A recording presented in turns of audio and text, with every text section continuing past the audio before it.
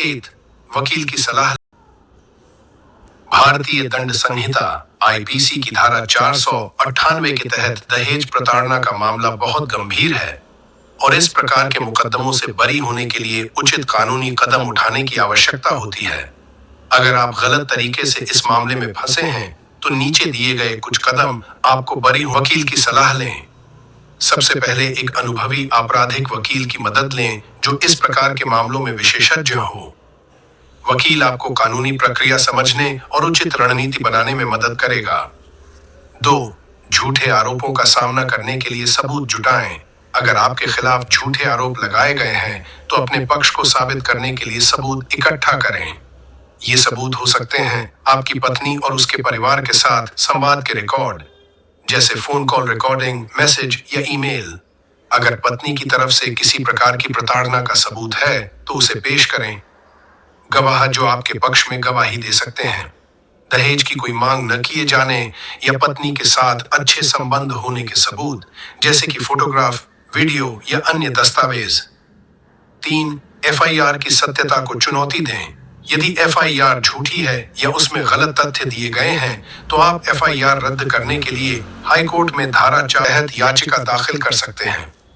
इस धारा के अंतर्गत हाई कोर्ट उन मामलों में हस्तक्षेप कर सकती है जहां एफआईआर पूरी तरह से झूठी या बिना आधार के है। 4 अलीबी साबित करें। यदि घटना के समय आप उस स्थान पर मौजूद नहीं थे जहां आरोप लगाए गए हैं, अलीबी एलिबाई आपको निर्दोष साबित करने में मदद कर सकता है। इसके लिए साक्ष्य जैसे कि गवाह, सीसीटीवी फुटेज या यात्रा से जुड़े दस्तावेज से पेश कर सकते हैं। 5 सुलह की कोशिश करें। कई बार धारा 498A के मामले पारिवारिक विवादों के कारण होते हैं। यदि संभव हो तो आप सुलह के माध्यम से मामले को हल करने की कोशिश कर सकते हैं। अगर दोनों पक्ष सुलह करने के लिए तैयार हों तो अदालत के माध्यम से मामला वापस लिया जा सकता है। 6 झूठे आरोपों के खिलाफ काउंटर केस दायर करें। अगर आपके खिलाफ झूठे आरोप लगाए गए हैं तो आप परिवार के खिलाफ झूठी शिकायत करने के लिए काउंटर केस दर्ज कर सकते हैं, जैसे धारा 182 आईपीसी झूठी शिकायत दर्ज कराने के लिए, धारा 211 आईपीसी झूठे सबूत प्रस्तुत करने के लिए। 7 गवाहों की गवाही। अपने पक्ष में गवाहों को पेश करें जो ये पुष्टि कर सकें कि आपने किसी प्रकार की दहेज की मांग नहीं की और आपके परिवार ने किसी प्रकार की प्रताड़ना नहीं की। 8 बेल जमानत प्राप्त करें। यदि आपके खिलाफ मामला दर्ज है तो आप जमानत के लिए आवेदन करें।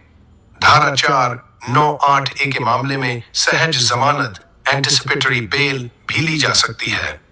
इससे आप गिरफ्तारी से बच सकते हैं और शांतिपूर्ण तरीके से मुकदमा लड़ सकते हैं। 9वीं धारा 9 के तहत पुनः सहवास का मामला दायर करें। यदि आपकी पत्नी वापस घर आने से इनकार कर रही है और आप सच्चाई में उसके साथ रहना चाहते हैं तो आप हिंदू विवाह अधिनियम की धारा 9 के तहत फंडामेंटल राइट्स का मामला दर्ज कर सकते हैं। यह दिखाएगा कि आप शादी को बचाने का प्रयास कर रहे हैं। धारा मीडिया और समाज का दबाव बढ़ जाता है। ऐसे मामलों में शांत रहें और कानून के तहत अपने अधिकारों का पालन करें। मीडिया का सहारा लेना तब तक न लें जब तक यह जरूरी न हो। 11 ध्यान दें कि मामला सुलझाना हो सकता है। 498A के मामलों में अक्सर अदालत सुलह के लिए प्रोत्साहित करती है। आप इस विकल्प पर भी विचार कर सकते हैं अगर स्थिति अनुकूल हो। ध्यान रखें कि धारा 498A के मामले में उचित कानूनी मार्गदर्शन और धैर्य की आवश्यकता होती है। आपका वकील आपकी स्थिति और उपलब्ध सबूतों के आधार पर उचित रणनीति तैयार करेगा।